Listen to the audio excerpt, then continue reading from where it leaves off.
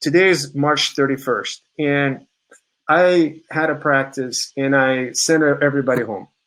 I was afraid that I wouldn't be able to make the payroll. I had emergencies, but I kept one assistant and I kept one office manager, maybe. Right. So let's just play with that example. So now I hear you and I'm thinking, okay, I could have technically keep everyone on the payroll because most of my team members would qualify for number 5. I mean, they got to take care of their kids. Sure. And whatever the situation might be at home, single parent, maybe not single parent, but they would need to take care of the kids. And so number 5. So I could have kept them on the payroll.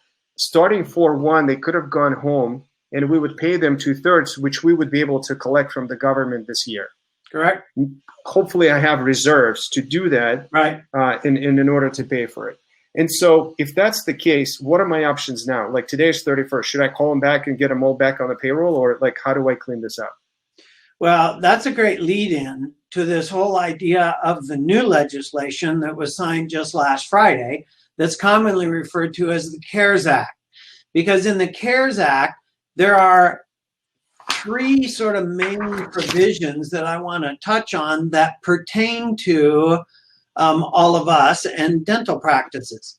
One is the CARES Act has allocated about $10 billion for grants. Each grant can be up to $10,000 each. And so if you do the math and you divide a $10,000 grant into $10 billion, it means there are 1 million businesses that might get one of these grants. The grants are going to be awarded on a first come, first served basis. So the grant also, though, has to be done in conjunction with applying for one of the 2 loans that are also being made available in this CARES Act. One of the loans is the Economic Injury Disaster Loan, and the other one is commonly referred to as the PPP loan, which is Paycheck Protection Program. So they're just 2 different loans that you can apply for. The theory of having the loans and then also having the grants is they hope that the grant money will be available quicker and sooner. The loan is going to take some time. You're going to apply for the loan and they're going to evaluate all of your financials and they're going to evaluate all of your supporting documentation, and then they decide, yes, you can get the loan or not. In theory, the grant money would be $10,000 that you might be able to get sooner, quicker, faster.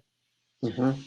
Relative to the loans, there are also a few little caveats. The first one is they define how big of a loan you can get. And they take your payroll and you are going to calculate and show them what your payroll runs on an average each month. The maximum amount that you can get for a loan is 2.5 times whatever your monthly payroll is. Then they've got pieces in here that everyone's all excited about, which is loan forgiveness. And basically they're saying, if you use the money for the loan for payroll, meaning keeping people employed, then that part of the loan will be forgiven. You will not have to pay it back. Now, there's a couple of other uses of the money. They say if you're paying your rent or your lease, also if you're paying utilities, all they're really doing is saying, hey, we want to keep you open. We want to keep people employed. And so as long as you stay open, as long as you keep people employed, and that's what you use these loan monies for, then you will not have to pay back that loan. So that's pretty exciting stuff to go, woohoo, the government's going to give us a bunch of potentially free money. And now people are scrambling. They're going, oh my gosh, I laid all my people off. But now with one of these loans, it is conditioned upon me using this for payroll. And I basically don't have any payroll right now because I laid everyone off. And so should I bring everyone back?